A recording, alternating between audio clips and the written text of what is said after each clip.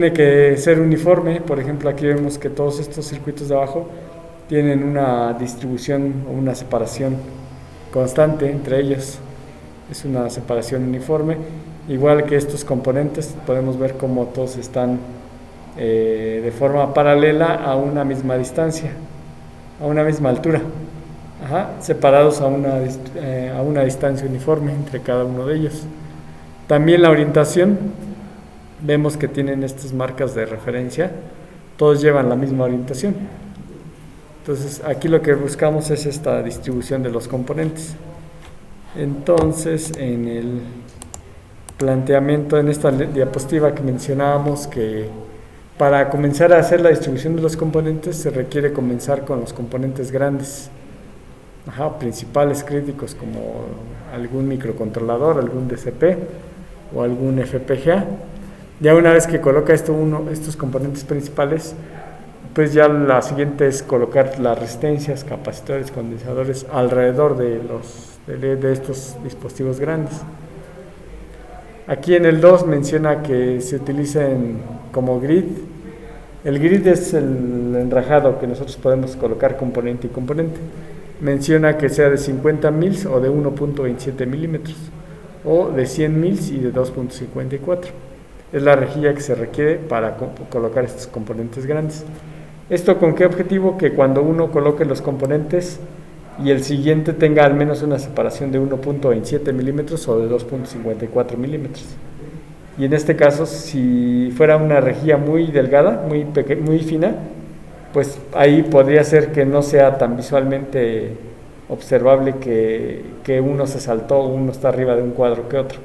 En caso de una rejilla grande, vemos que todos deben estar en esa misma. Entonces ayuda más fácil a colocar y que todos estén alineados.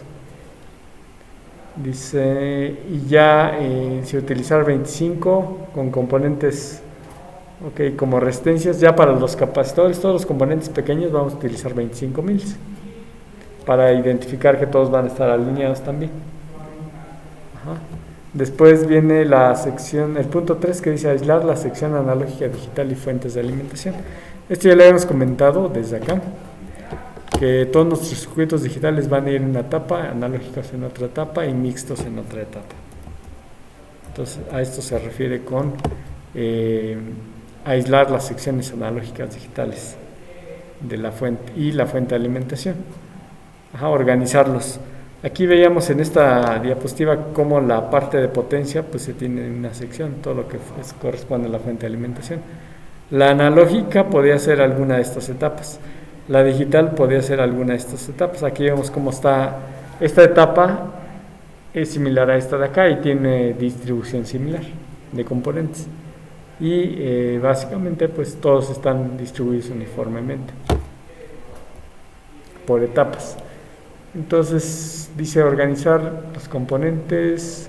Aquí es importante que sean en filas y columnas y orientados uniformemente tanto como sea posible. Aquí podemos ver en esta como están orientados todos en columnas. Aquí vemos cómo están en filas, etc. Si fueran en columnas, bueno, veríamos componente de arriba hacia abajo, distribuidos uniformemente, de derecha a izquierda o de izquierda a derecha, pues son la distribución uniforme horizontalmente o en forma vertical, ¿no? Perdón, en forma horizontal. Entonces es lo que se menciona en organizar.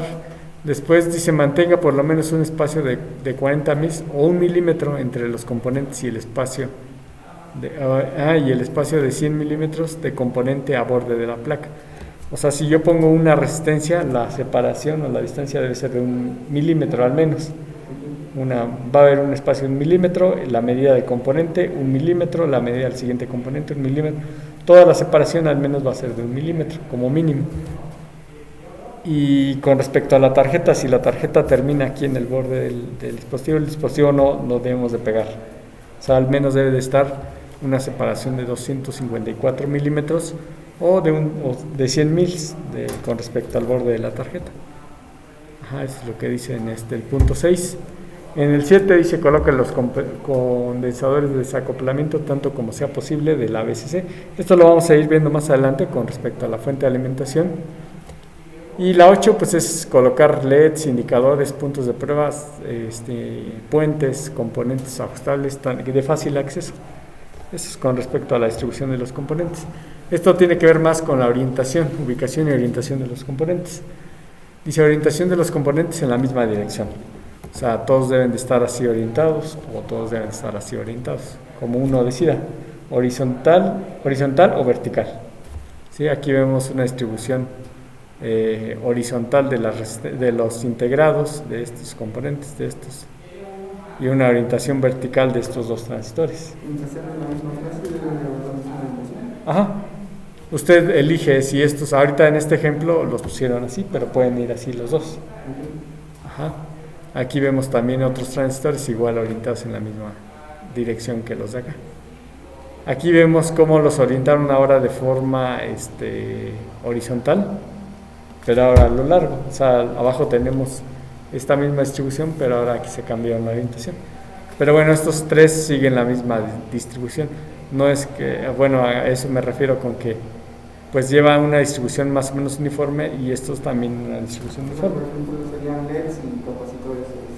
Ajá, exactamente. Por eso aquí la diapositiva esta menciona que en esta de acá colocar, donde estaba aquí, aislar, organizar los componentes en filas, columnas. Dice tanto como sea posible, o sea, si es posible se orienta, si no es posible pues no es regla, pero pues por eso se especifica tanto como sea posible.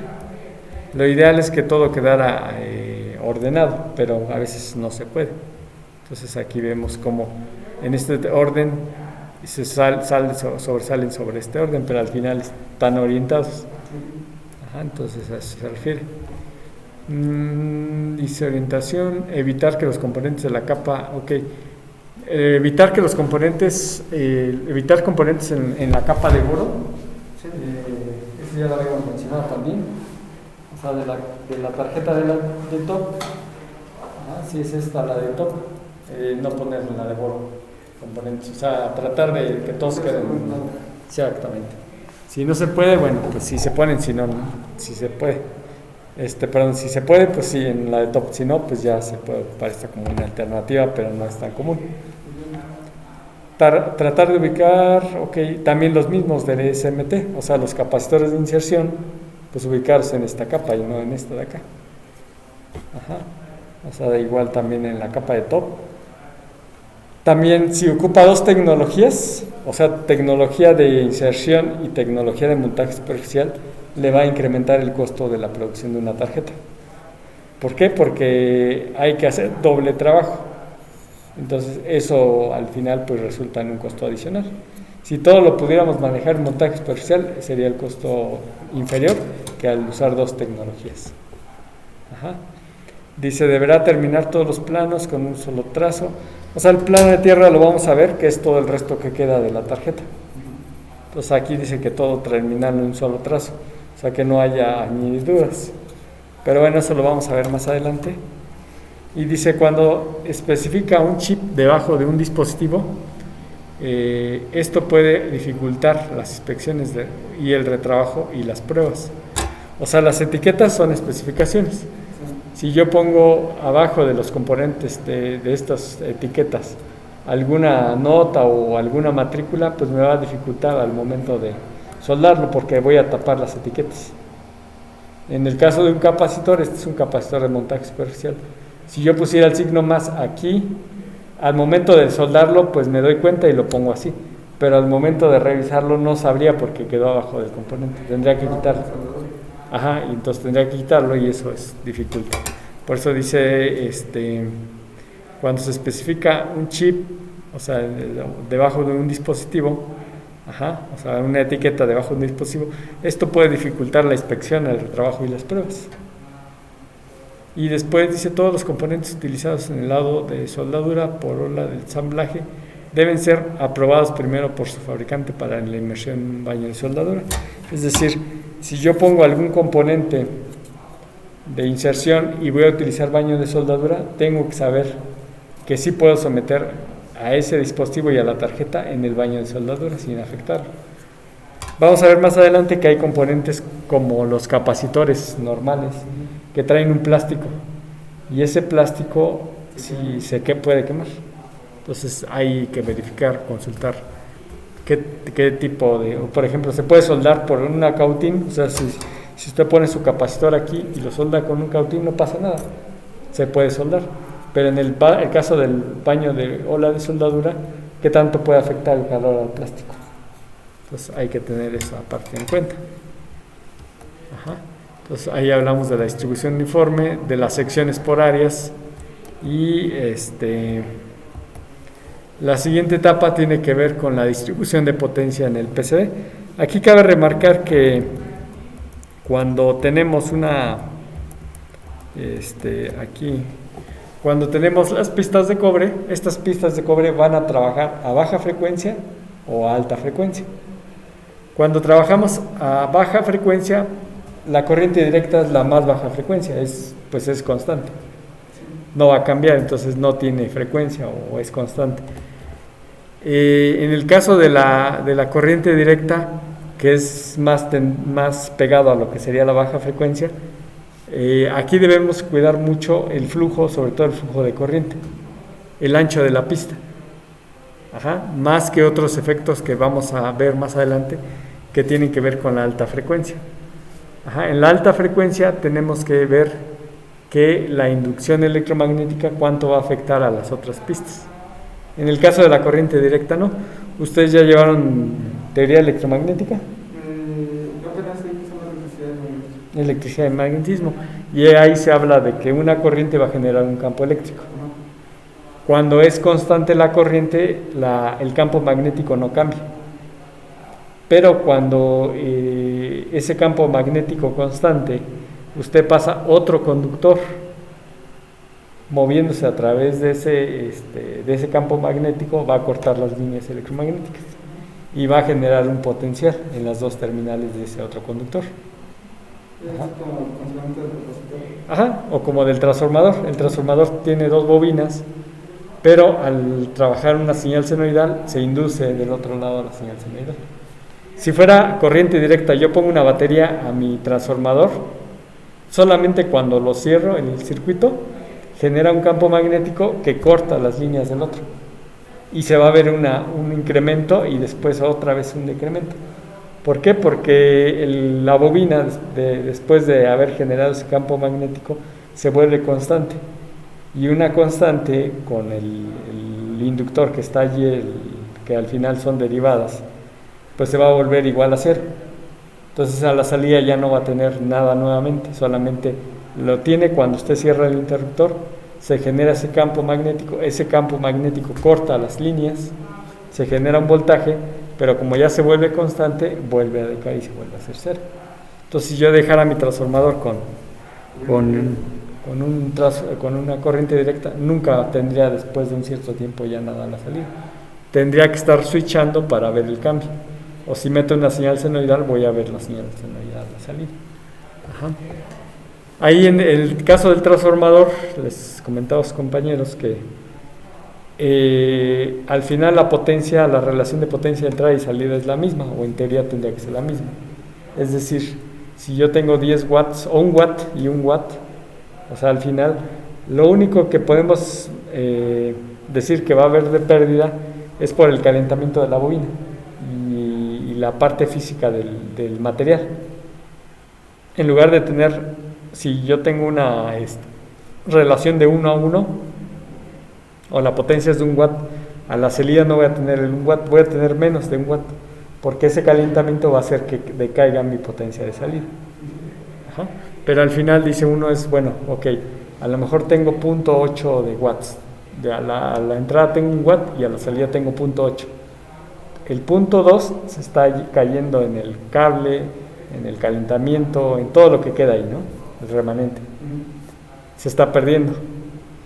Pero bueno, entonces, si yo incremento voltaje, al final la potencia es voltaje por corriente.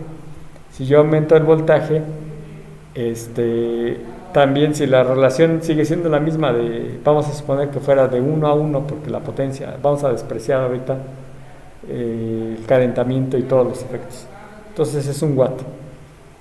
Pero si usted puede jugar a la salida con incrementar más el voltaje o disminuir más el voltaje. Lo que va a ganar es corriente, porque la relación sigue siendo igual a 1. Potencia de entrada igual a potencia de salida en un caso ideal, y tiene que potencia es igual a voltaje por corriente. La salida tendría que ser lo mismo. Entonces dice uno, bueno, aumento el voltaje pero disminuye la corriente porque la potencia es constante, es igual a la entrada y salida, sí. Pero resulta que en este caso el inductor o el cable que tiene pues también va a disipar calor. El calibre del conductor no es ideal, o sea, al final se puede quemar. Entonces la bobina de salida, si usted pone 100 vueltas a la entrada y 100 vueltas a la salida, que tiene una relación de 1, pero utiliza un cable muy delgadito, a pesar de que la teoría le diga, pues es que si la relación es de 1 y yo estoy metiendo 1 amper, no voy a poder obtener ese amper a la salida porque el calibre es muy delgado, se va a quemar, tiene mayor resistividad, o sea, todo eso es problema ya de la parte física, a menos que yo meta un calibre más grueso, y sí voy a poder incrementar al menos a la corriente de 1 amper, para esa relación de 1 amper, 1 watt, y a la salida 1 amper. Ajá.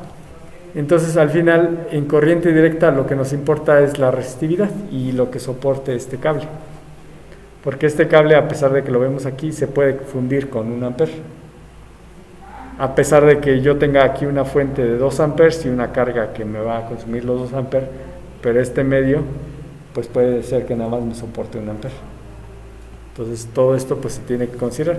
Entonces en baja frecuencia, en corriente directa, las pistas, lo que debemos de cuidar es sobre todo el grosor del ancho de la pista para que soporte la corriente. Ajá. Dice que si se calienta demasiado podría hacer que se sulfate la pista, provocar el apagado térmico de las partes. Ajá. Si hay algún circuito integrado que va a percibir el calor de la pista, se va a sobrecalentar, y si tiene un sistema de apagado cuando se sobrecalienta, no por él sino por la pista, pues se va a apagar. Derretir, romper, en el caso ya extremo pues se puede derretir la pista. Ajá. Entonces aquí lo que tengo que cuidar en corriente directa sobre todo es el ancho de la pista. Ajá.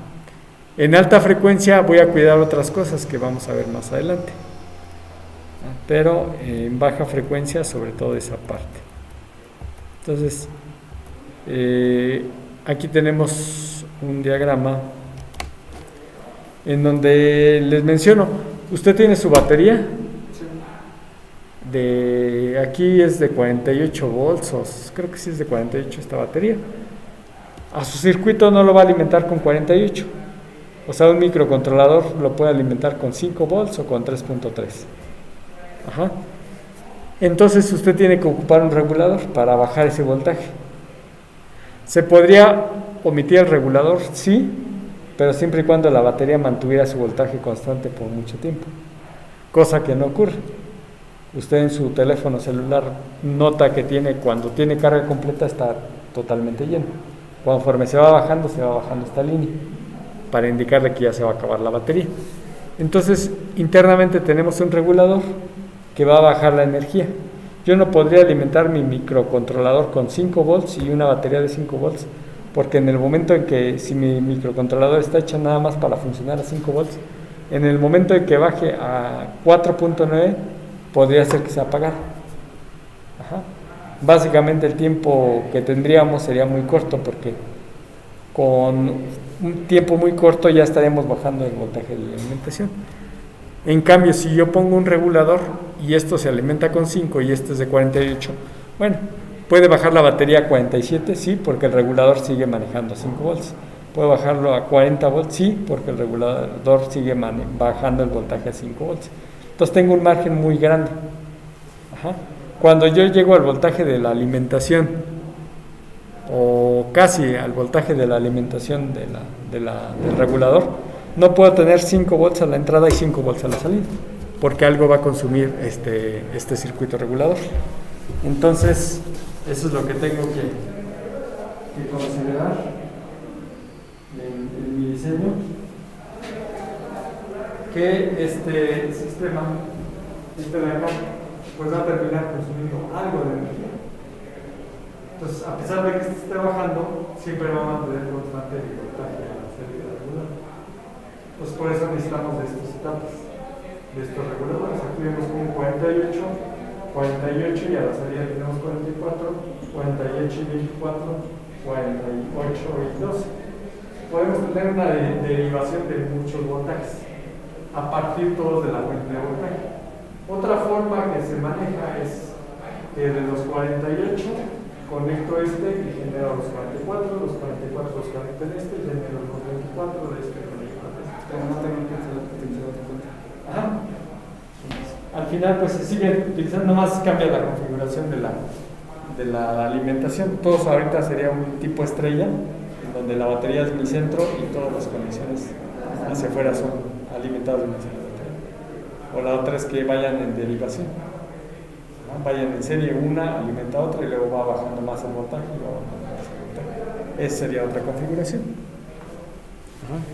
Entonces, este es un ejemplo de una derivación tipo estrella, y aquí tenemos la fuente. Pues resulta que todo esto pues va a ocasionar tiene una resistencia, o sea el cable que vemos ahí en la pista esta que se ve aquí, pues va a presentar una resistencia. No es que el conductor sea un superconductor, tiene una resistencia y va a hacer que el voltaje se vaya atenuando.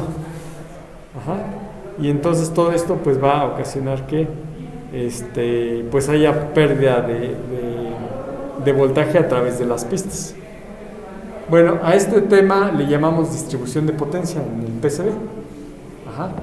En inglés sería PDN, que es Power Delivery Network, que tiene que ver con la distribución de la alimentación en nuestra tarjeta.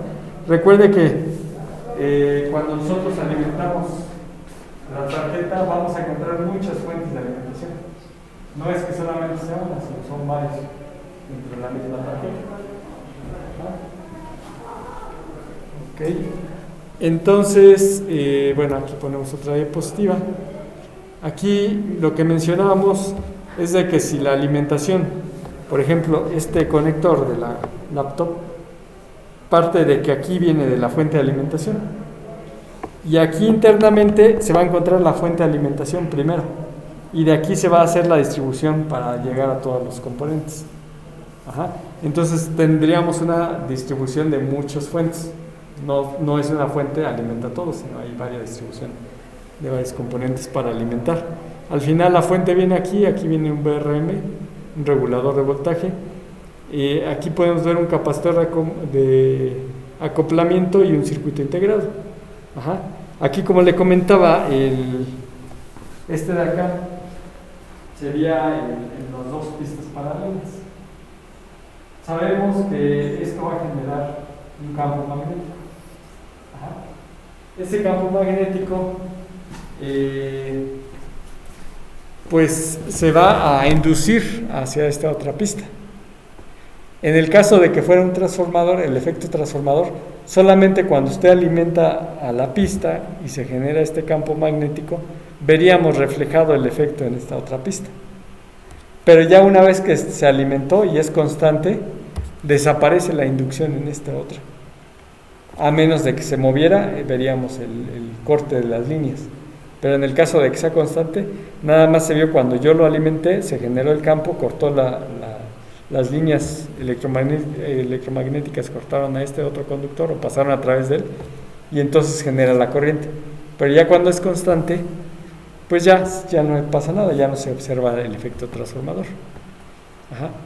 Pero pues resulta que les comentaba, todos los circuitos que alimentamos, aquí viene la fuente de alimentación, aquí es corriente directa, ve una bobina y llega al circuito integrado. Pues resulta que esta es una carga. Al final el circuito integrado que tenemos ahí es una carga que va a estar va a estar consumiendo, pero no va a ser un voltaje constante. Cuando estos circuitos integrados empiezan a conmutar valores, es decir, empiezan a jalar corriente y luego ya no jalan corriente porque a lo mejor alimentó. Vamos a suponer que aquí alimentara, vamos a suponer que este fuera un puente H. El puente H le manda corriente al motor y el motor demanda mucha corriente y entonces hace que el voltaje de alimentación baje. Cuando ya alimentó el motor y ya arrancó, vuelve a subir. Son los picos, todos esos picos que van a ser generados por este circuito integrado, por las conmutaciones, se va a ver reflejado a través de la pista. Entonces nosotros necesitamos un capacitor de desacoplamiento para que hasta ahí llegue. O sea, el capacitor va a tratar de mantener constante el voltaje. Porque más o menos le explicaba a sus compañeros, es como un circuito de casa. Ustedes tienen la distribución en su casa de toda la red eléctrica, pero cuando ustedes conectan la plancha, se ve cómo baja la energía. O cada vez que está switchando se ve cómo baja. Pero a lo mejor se ve aquí, pero ya si se aleja ya se empieza a percibir menos. Entonces, este capacitor de desacoplamiento sirve para mantener la carga de este sistema que está demandando corriente en ciertos tiempos. Entonces, de esta forma evitaríamos que se generaran estos campos y que interfieran en otras pistas. Por eso vemos aquí inclusive cómo tenemos este capacitor de desacoplamiento pegado al circuito integrado. Este es el que va a estar jalando corriente porque está conmutando, está generando los ceros y unos. Entonces ayuda a que ya la señal no llegue a la fuente, porque el cambio de esto va a hacer que se regrese una señal debido a la carga hacia la fuente de alimentación. Y lo mismo, la fuente de alimentación también vamos a tener sus capacitores para que si desde acá viene la variación, lo detenga y ya no llegue hasta acá. Tenemos en los dos sentidos un capacitor a la entrada y un capacitor en el circuito integrado. Es un capacitor de desacoplamiento y otro capacitor pero más pegado a la fuente. Todo para evitar esto. Y bueno, aquí vemos varias configuraciones. Aquí vemos cómo sería el modelo de este circuito. Bueno, es la batería, lo que tenemos aquí. Él ve una bobina, ve otra bobina conectada con un capacitor que tiene que ver con la parte del circuito que tenemos acá. Y en la carga, esta es la carga, que no va a ser constante, va a estar jalando corriente y después ya no tanta, y así va a estar variando su señal, y para eso necesitamos este capacitor de desacoplamiento, que debe estar cercano a la carga y otro cercano a la fuente. Y así sería cómo sería el efecto de estos elementos, los efectos parásitos. Hasta acá no sé si tenga alguna pregunta, alguna duda. No, Ok. Entonces, pues eso es lo que tenemos que hacer. Y en el caso del Altium, vamos a ver si. Ok.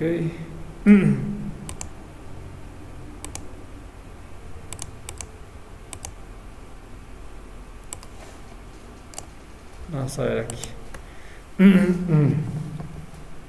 Aquí en el diagrama esquemático hablábamos de este es un microcontrolador, es el PIC 16F877-04L.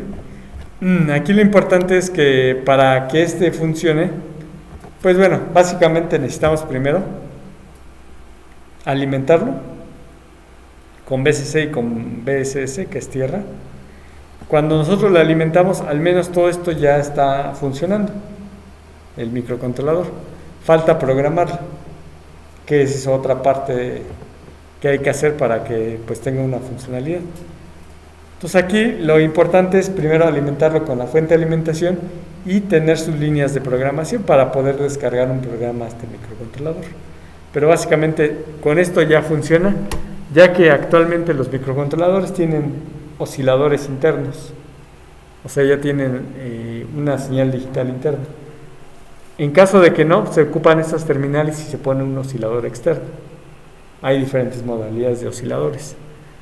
Ajá, pero básicamente con esto ya sin oscilador, con el oscilador interno y la alimentación ya puede correr un programa siempre y cuando tenga las terminales para programarla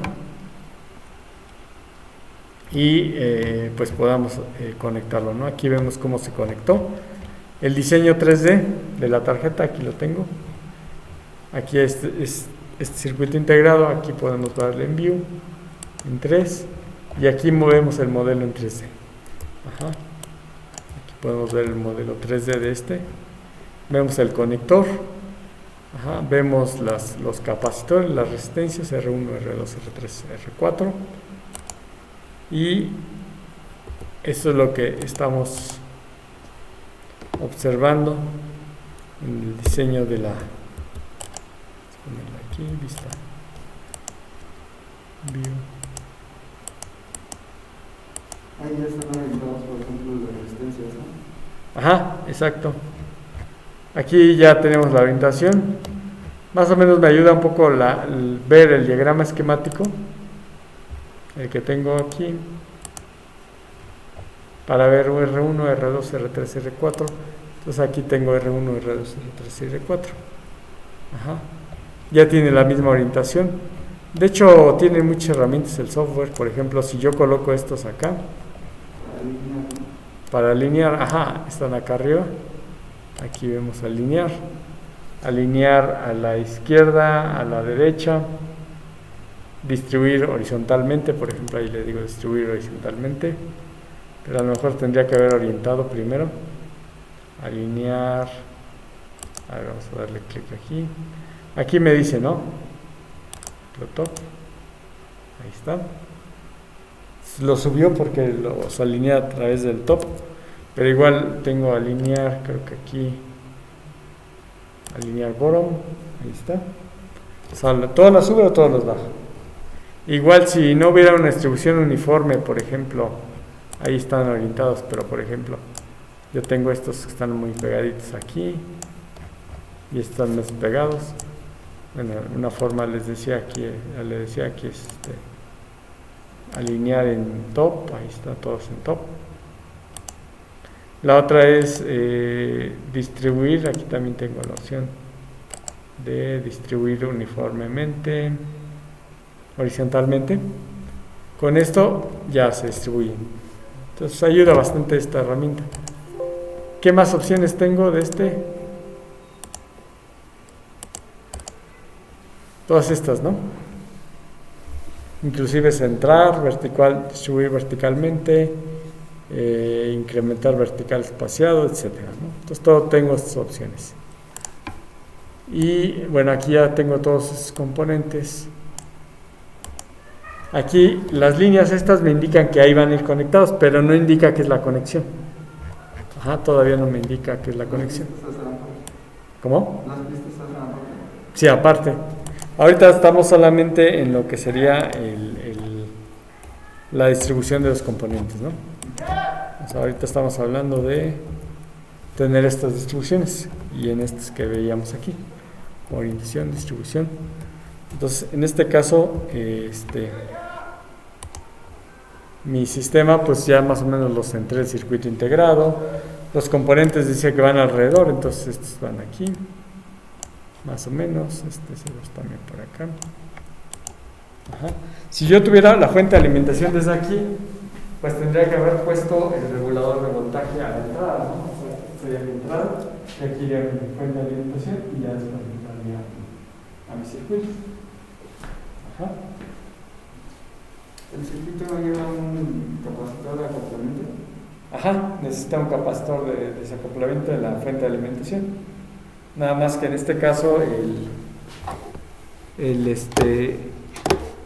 el capacitor de desacoplamiento no lo puedo agregar de aquí, tiene que ser desde acá. Desde el esquemático. Ajá, desde el esquemático. Por ejemplo, este capacitor de acá arriba podría ser cualquiera de estos dos, podría yo asignarlos como capacitor de desacoplamiento.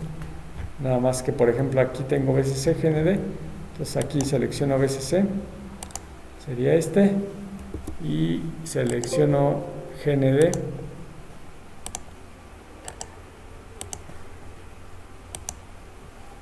Ahí no lo pegué, pero bueno, aquí lo puedo conectar.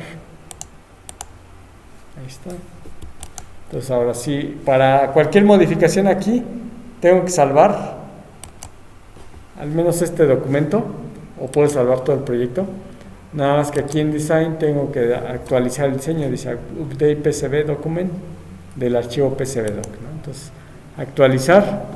Aquí me dice que los cambios que va a haber, de C2 lo va a mandar a VCC, el C2 lo va a mandar a GND. Le digo que sí, validar y ejecutar. Ajá. Aquí me marca que hay una modificación. Ejecutar cambios. Aquí estaba mal, pero aquí ya lo ejecutó. Y podemos ver el cambio en nuestro diseño, ¿no? Entonces, aquí el capacitor de desacoplamiento, no sé cuál fue, el C1 o el C2.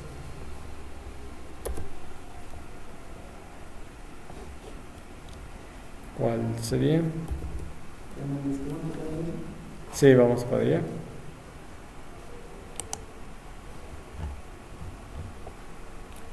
Es el C2, aquí vemos, que fue el que se conectó a la batería y a la tierra.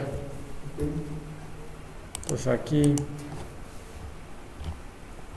sería este de acá. Este de acá. Y este lo tendría que yo bajar más hacia el circuito integrado, porque es el capacitor de desacoplamiento. Aquí las líneas me indican qué va conectado con qué.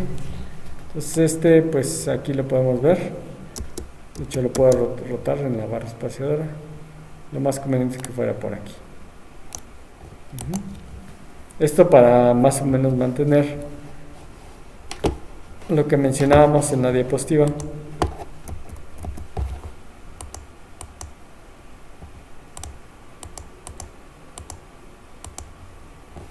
De esta manera.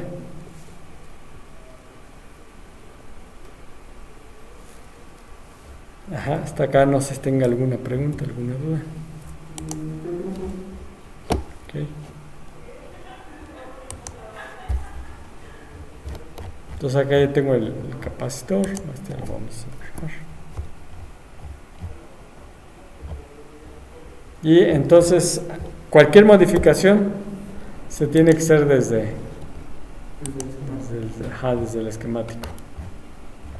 Ahorita como los tenemos aquí, pues ya podríamos alimentarlo y ver que funcionara, pero la otra es descargar un programa.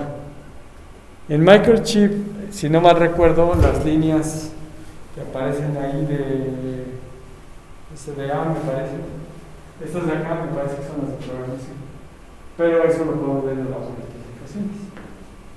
Hasta donde recuerdo, nosotros escogíamos qué era lo que significaba, con cuál queríamos trabajar. Por ejemplo, podemos especificar si eran entradas, por ejemplo, había temporizadores dentro de unas patitas. Ya en el programa los especificábamos. Sí, así es. O sea, lo ideal ahorita es que, bueno, si ya sabe cómo funcionan estos terminales, nada más para que esto se pueda programar, necesitamos las líneas de programación y la alimentación. Y de esa manera ya podemos bajar un programa de este circuito. Y ya lo podemos ir interconectando para, pues al final darle una funcionalidad a este circuito. Aquí tenemos VCC, GND, y esto lo vamos a ver desde acá, desde el esquemático. Ya la siguiente sección, bueno, ahorita solamente estamos sobre distribución de componentes, que les mencionaba aquí en la diapositiva.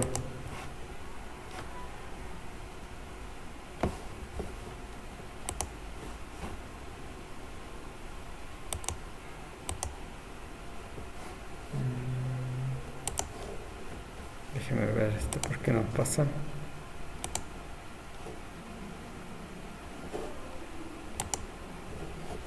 Vamos a minimizar.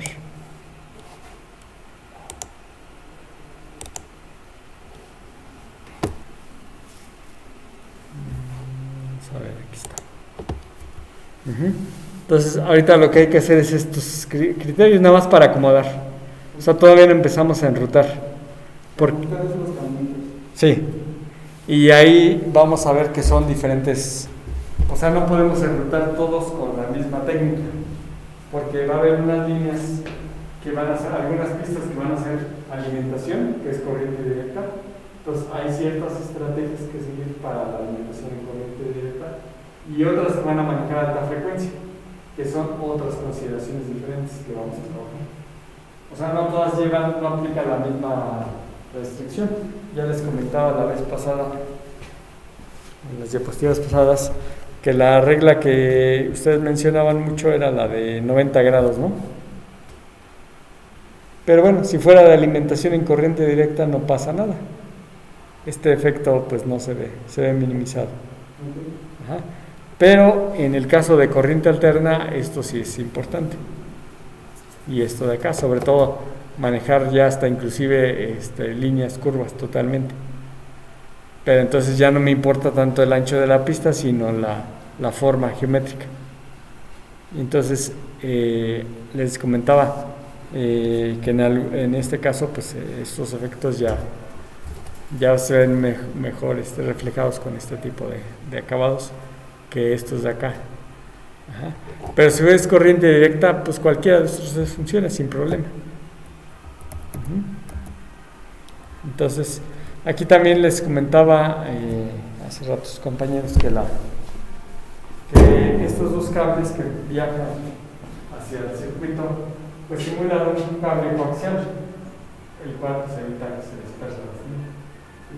Entonces lo que vamos a tener en este caso, en este diseño, es la distribución de energía.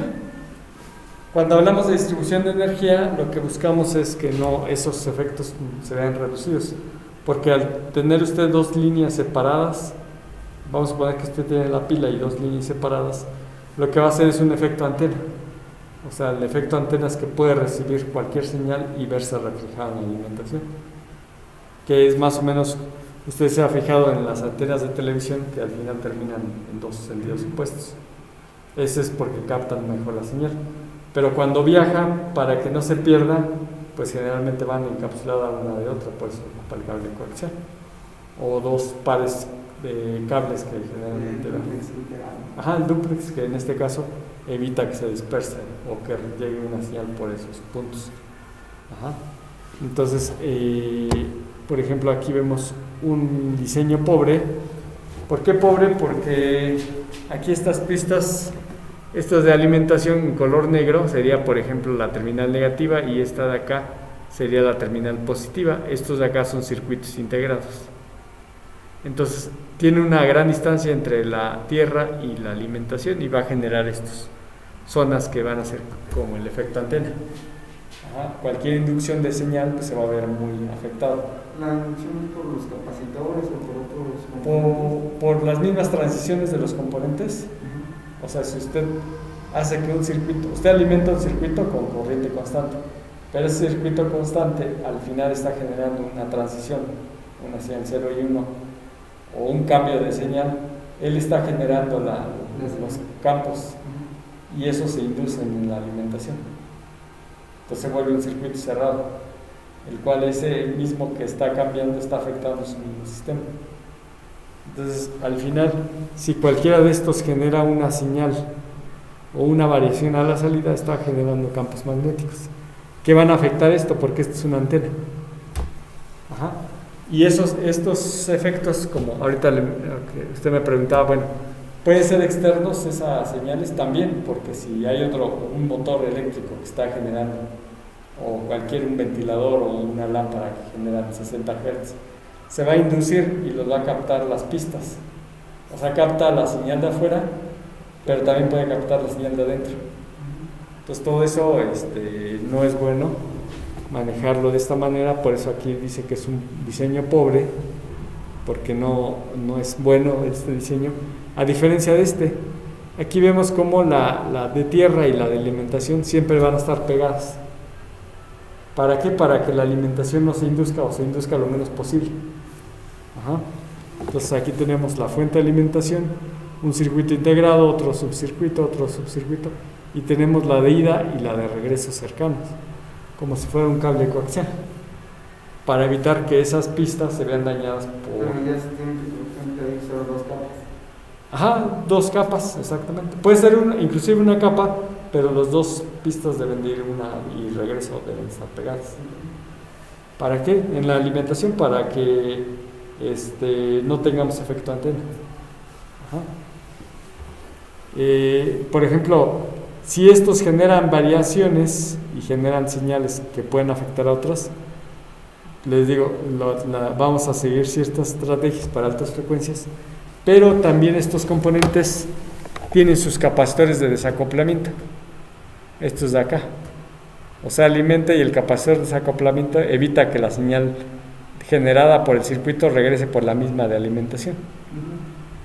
Pero aparte, al estar pegados, la inducción de afuera de un motor o de una lámpara, pues es mínimo ya en la inducción en estos puntos. Y lo mismo si acá hay pistas que van a estar generadas por estos elementos, pues también se reduce con este regreso muy cercano. Ajá. Y este sería un buen diseño. Aquí este sería un mal diseño. Hasta acá, no sé si tenga alguna pregunta, alguna duda. Ok. Entonces, si la distribución de las líneas desde la fuente de alimentación debe ser de forma radial. Radial, dice, la distribución de las líneas de la fuente de alimentación debe ser de forma radial para minimizar la longitud de los trazos. Es decir, si esta es mi fuente de alimentación, pues mando las señales casi de forma directa. Ajá. Es más o menos, bueno, les pongo así esto de ejemplo. Imagínense que este es un transformador de casa de los que están en los postes. Y si se ha fijado, la alimentación de su casa viene de la línea hacia su casa. Y entonces ya se alimenta. Pero si usted le suministrara a su vecino energía eléctrica a través de su casa, de la que genera, cualquier variación en su línea se va a ver afectada al de su vecino. Y viceversa, si su vecino pone bombas y todo esto, pues le va a afectar a usted, porque todo está en la misma línea. Lo conveniente es que se tomara desde los postes de electricidad, porque son calibres más gruesos y entonces ya afecta menos, ya se ve menos reducido, por eso es en forma radial. O sea, partimos de una fuente para llegar a todos los puntos y no pasar de uno a otro, porque si no, esto va a ocasionar que el efecto se vea reflejado. Lo conveniente es que de aquí de la batería acá al otro elemento, de aquí al otro elemento, pero sí se puede hacer esta parte.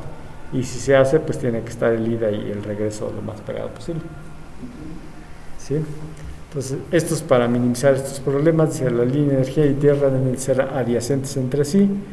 Esto minimiza las corrientes de bucle, les decía estos efectos antena, que pueden crearse por el ruido de conmutación de alta frecuencia interno de los componentes, y bueno, sabemos que es externo por cualquier medio. Ajá, y corromper a otros circuitos y señales de control. El flujo de la señal debe ser para los, ¿qué dice aquí? Ok, es que no se ve por pero no se puede mover.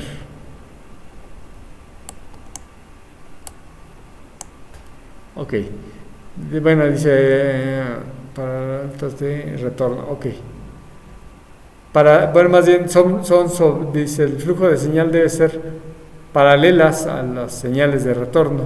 O sea, al final la ida y el regreso deben de estar juntas. De hecho, si se fija usted en los cables igual de la instalación eléctrica, así van, o sea, vienen en par. Ajá. O sea, este también viene en par, este también viene en par, todos, no tiene 2 cables. O sea, eso no, para minimizar ese ruido, pues generalmente vienen en par. Y de esa forma se evita este problema. Ajá. ¿A quién me voy a preguntar algo? ¿Otra cosa? No. Ok. Bueno, entonces en la tarjeta, en la PCB, tiene que seguir este mismo aspecto para hacer el de ida y el regreso lo más cercanos posibles. Ajá. Entonces, ¿qué otra cosa voy a comentar aquí de las... Entonces lo que vamos a buscar es no distribuirla así de esta manera, la alimentación, sino de esta manera. Ok. Entonces, aquí tenemos otra distribución. Lo que les decía, podemos hacerlo de esta manera. O sea, esta es una pista que alimenta un circuito, luego sigue la pista, alimenta otro circuito y alimenta otro circuito. Al final es una suma de inductancias, que si yo manejara una pista alimentando un circuito a partir de la fuente de alimentación principal, otra pista para otro circuito y otra pista para otro circuito, solamente serían las inductancias propias de las pistas, no así como esta que se va sumando. Entonces lo correcto sería así. Ajá. Y bueno, aquí vemos otra distribución de otros componentes que como toman de las pistas principales van a ir a alimentar cada uno de estos circuitos y los parásitos que se van a generar. Ajá. Y todo esto porque también, bueno, lo podemos analizar como caídas de voltaje. Aquí tenemos la fuente de alimentación y esta es la fuente de alimentación y esta es la carga. Al final la pista va a haber una caída de potencial. Ajá. Aquí podemos ver inclusive a través de software de analizadores de PDN, ajá, que lo que van a hacer es simular cómo va cayendo el voltaje. Usted alimenta con 5 y al final tiene 4.5, ajá, o 4.7 o menos, porque cada una de las pistas va a haber una caída de potencial, inclusive las vías va a haber caída de potencial, y a través de estos software podemos visualizar como con colorimetría las diferentes caídas de potencial, quiénes van a tener el voltaje máximo y quiénes van a tener el voltaje mínimo. Entonces todo esto lo puede revisar con este software. Aquí se puede calcular la impedancia de cada pista y todo esto con el fin de al final lo que tiene que ver con esta distribución es cómo hacer que la distribución no se caiga tanto, no afecte tanto. Exactamente, que todo, pues sí, lo ideal es que todo fuera azul, pero aquí vemos cómo en diferentes colores cambia esta caída de potencial. Ok. Y bueno, lo que les decía, en el caso de alta frecuencia, pues sí tiene que ver lo de reflexión. La mejor pista para alta frecuencia sería de esta manera, pero no aplica lo mismo para corriente directa, para la fuente de alimentación no aplica estas cuestiones. Digo, yo les comentaba, ustedes pueden ocupar 90 grados para alimentar LED, sí, no va a pasar absolutamente nada, pero sí va a haber un efecto de caída de potencial. Eso sí es más crítico que la reflexión. La reflexión en corriente directa, pues no afecta tanto como la caída de potencial. Bueno, dentro de las reglas, de las reglas de diseño que vamos a estar trabajando, pues tiene que ver, sobre todo para alta frecuencia, no solamente el ancho de la pista, sino la distancia entre pista, la distancia entre pista y pista, la distancia entre un true hole y una pista, o entre dos true holes. Aquí vemos distancias que son true hole, paths de true hole, o la separación entre una perforación sin metalizar y un true hole. ¿Sí está claro? Sí. Ok. Todas estas son reglas de diseño que sí debemos de considerar y que van a ser reglas de diseño que vamos a estar manejando en el software. Vamos a ver aquí. Todas estas reglas de diseño aplican para, por ejemplo, espacios mínimos de 0.13 milímetros. Ajá. Y el voltaje, por ejemplo, menos de 15 volts, aplican todas estas reglas.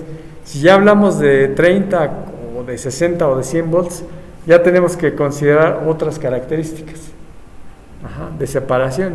Por ejemplo, cuando hablamos de mayores a 100 volts, mayores iguales a 100 volts, pues la de separación ya debe ser mucho mayor, porque resulta que puede haber arcos de voltaje. Entonces ya no aplican las mismas reglas. Pero al menos para menos de 15 volts, 0.13 milímetros es suficiente.